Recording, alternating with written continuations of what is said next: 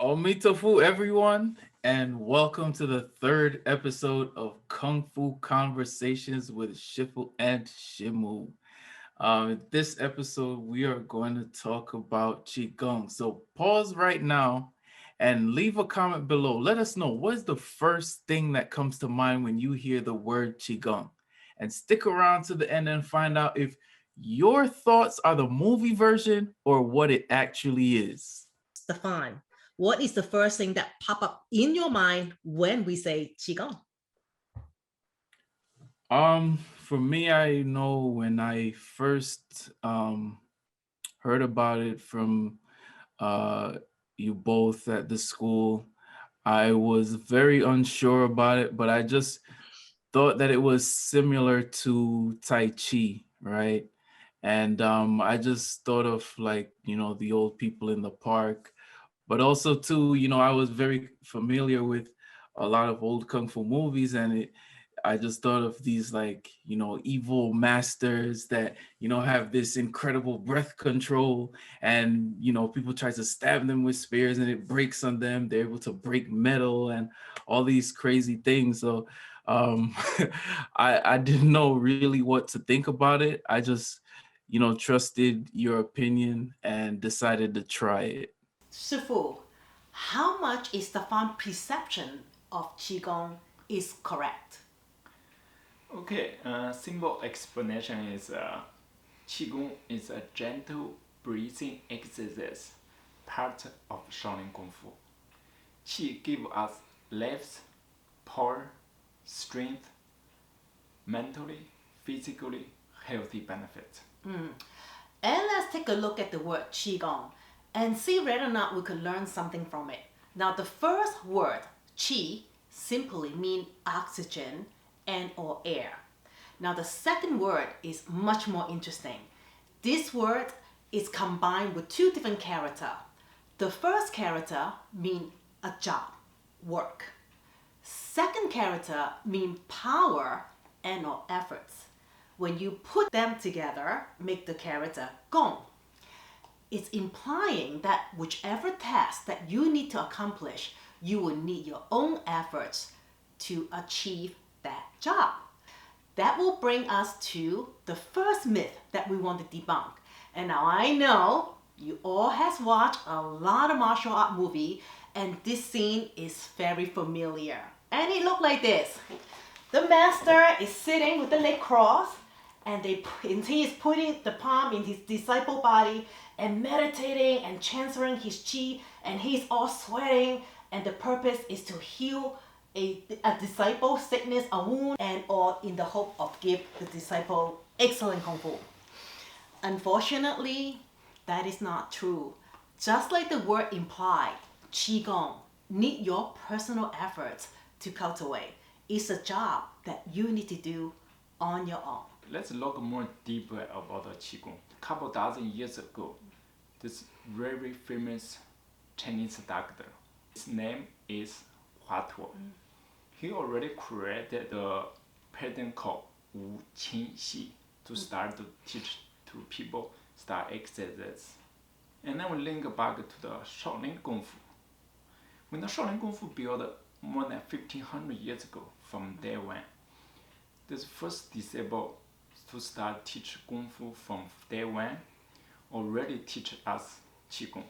And then he even created the form called Rou Quan in Mandarin, the translation called Soft. And then couple years later on, Puti Damo. He's a 28th generation from Buddhism Linus. Teach us even more Qigong and Kung Fu. Now, the next point that I'm going to bring up might upset some of you, but I think it's only fair that we address it because Stefan did mention that in the beginning of the video, and again, this is coming from the content of the Hollywood version, the movie version of Qigong, where there is a evil master, his body is indestructible against weapon. Okay, Qi cannot define the weapons. If you get my idea, I'm not going to say anymore. Now, you might ask, if that's the case, why do we want to practice Qigong? traditionally when we practice Qigong is we get a lot of healthy benefits, mentally and physically. Let's talk about the mentally. Mentally first is we try to distress ourselves, and then we try calm our mentally down, and then try more focus, more meditative when doing Qigong, and then you really like more purify your internal. That's what explanation. And then we look about the physical benefit, right? Because from mental link to the physically, let's look at the Chinese medicine. One of the very very famous saying called 通不痛. 痛不痛. What that means, right? That means if your energy through the body not flow smoothly, stuck there, you may feel the discomfort, feel the pains. And then let's talk about the qi. Why we use this qi to nourish our body. Number one, we call 调心. 调心 means you meditate and you're very focused. Number two, 调休. 调休 means you focus on your breathing. Number three, we call 调心. What that means, you adjust your body. Now, another thing that I think is a big benefit that we didn't talk about it is Qigong could be practiced all throughout your life. Because when you remember what we said before, Qigong is low impact. So no matter where you at in life, you could practice Qigong. Now that's very interesting. Stefan brought out the next point that we want to debunk, and that is this. For some reason, Qigong is always associated as a elderly sport. Now, Stefan, how come you had that impression? Well, I know for me personally, that was because of my ignorance, about Qigong, and I was just associating it with something similar to Tai Chi or just exactly like Tai Chi. So it was more of a guilt by association kind of thing where I was saying, okay, this is like Tai Chi, and I, only see old people doing it. So why is it beneficial for me, a young person, to do it? That's how I was thinking about it. Your first class of Qigong. Tell us how you felt. Was it easy? It was not easy at all. I mean, I went into it, confident that it would be very easy based on, my performance in Kung Fu class, So I was like, oh, this is going to be a breeze, And it was not. I remember being in a lot of pain the next day because, you're not, unlike Kung Fu, it's not these quick and quick successive movements from one stance to the next. It's a very slow and gradual process, so you're stuck in those stances for a lot longer, so you require a lot more stamina and strength actually to do Qigong than Kung Fu. That was my experience, my initial experience with it anyway. Yeah. Okay, let's go back to some of you watching or listening study Kung Fu. Okay, let me tell you, Qigong, when you start younger, it's great. Better than when you start old. Of course, when you start older, you can still do it, love it, you cannot sing. No problem, you can still really get a benefit of the healthy. Let's talk about when we start younger age, how we challenge ourselves. Number one, when you hold, you're getting stronger.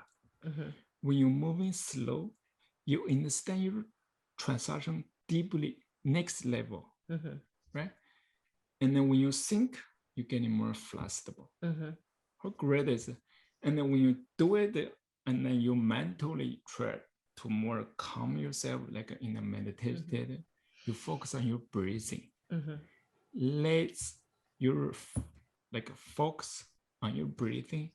Let your breathing lead your body going. Qigong teach alignment. Qigong teach structure. There's no better way to learn about structure by doing it slow, holding it. So then your whole body and your mind could concentrate on alignment. Qigong teach transition, right? Qigong, as Shifu say, teach balance, because you have to gracefully go from one position to the another. Qigong teach inner strength. Implement that Qigong in your practice. You will see the benefits. It's an investment in your Kung Fu journey.